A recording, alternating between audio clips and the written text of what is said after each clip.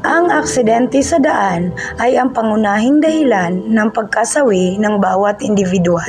Ayon sa United Nations, isang tao ang namamatay bawat 24 seconds dahil sa road accident sa buong mundo. Kasama na sa datos na yan ang mga artistang Pinoy na nasawi dahil sa pagkakasangkot sa aksidente. At ngayon ay balikan natin ang ilang mga Pinoy celebrity na nasawi dahil sa vehicular accident.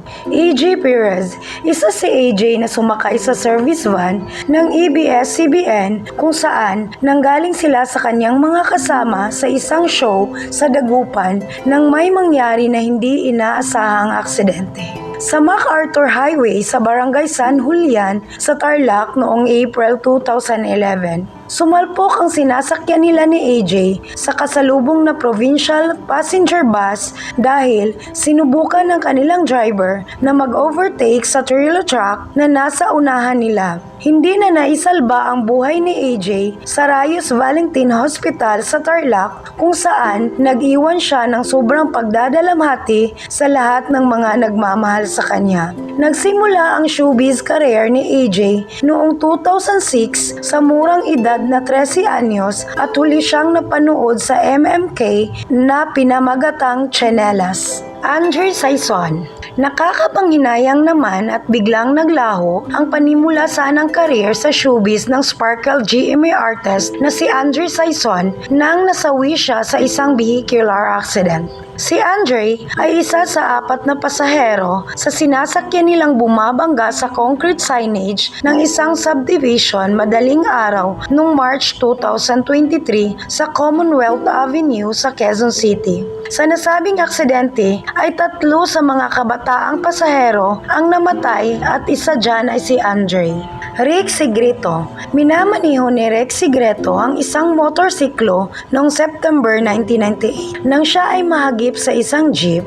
Si Rick ay tumilapon at tumama sa mga bakal sa EDSA flyover sa Makati City. At sa panahong iyon ay ginawa pa lamang ang nasabing flyover.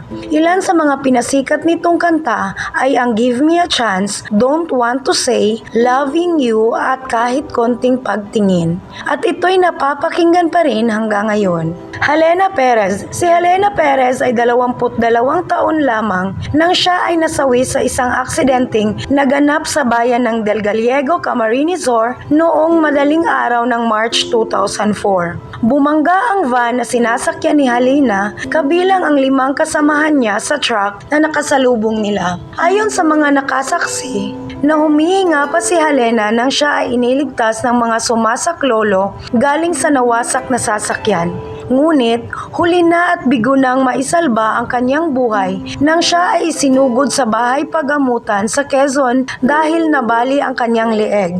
Jay Ilagan. Kinitil ang buhay ng award-winning actor na si Jay Ilagan sa isang aksidente sa motorsiklo noong February 1992. Siya ay 37 years old. Minamaniho ni Jay ang kanyang motorsiklo na walang suot na helmet nang mabangga ito ng minamanihong sasakyan ng isang lasing na nakikipagtalo sa kanyang girlfriend. Nabundol ng kotse ang likuran ng motorsiklo kaya't siya ay tumilapon at nabagok ang ulo na nagresulta ng kanyang kamatayan. Naganap ang aksidente sa Tomas Morato Avenue sa Quezon City. Ipinagluksa ng Philippine movie at television industry ang malungkot na sinapit ni Jay.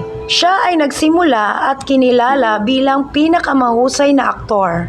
John Hernandez. Nasawi si John Hernandez noong November 1993 sa edad na 24 anyos nang hindi na siya aktibo bilang artista. Sumalpok ang kanyang sasakyan sa isang concrete obstruction sa madilim na parte ng North Luzon Expressway. Siya ay anak ng veteran actress na si Alicia Alonzo. Nagsimula ang career ni John bilang child star at siya ay naging kasapi ng youth-oriented program na That's Entertainment.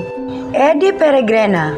Marami na ngayon ang hindi nakakakilala sa tinaguriang original jukebox king dahil sa kanyang mga pinasikat na kanta tulad ng What Am I Living For, Together Again, Two Lonely Flowers at marami pang iba.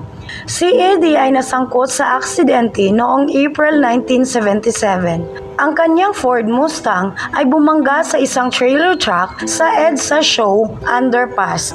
Dahil sa aksidente, siya ay binawian ng buhay sa Polymedic Hospital na ngayon ay tinatawag na BRP Medical Center. Sa edad na 32 anyos, si Eddie ay binawian na ng buhay. Sikat na singer-actor si Eddie noong kapanahunan niya.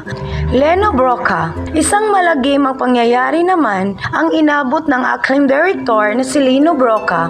Nasawi si Broca nang sumalpok ang sinasakyan niyang kotse sa isang poste ng kuryente sa East Avenue, Quezon City noong May 1981. Namatay ang direktor sa edad na 52 at ang nagmamaniho ng kanyang sasakyan ay si William Lorenzo. Napag-alaman sa investigasyon na iniwasan umano ni William ang isang tricycle na biglang tumawid. At dahil dyan ay sumalpok ang kanilang sasakyan sa poste. Patay on the spot si Broca sa pangyayari habang si William naman ay maswerteng nakaligtas sa bingit ng kamatayan. Itinuturing si Broca na isa sa pinaka-maimpluwensyang direktor sa sinema. Kung may opinion kayo, i-comment nyo lang dito sa ating comment section. Maraming salamat at huwag kalimutang mag-subscribe sa ating channel. Hanggang sa muli, ito ang inyong Ate Bibi. Bye-bye! See you in my next video!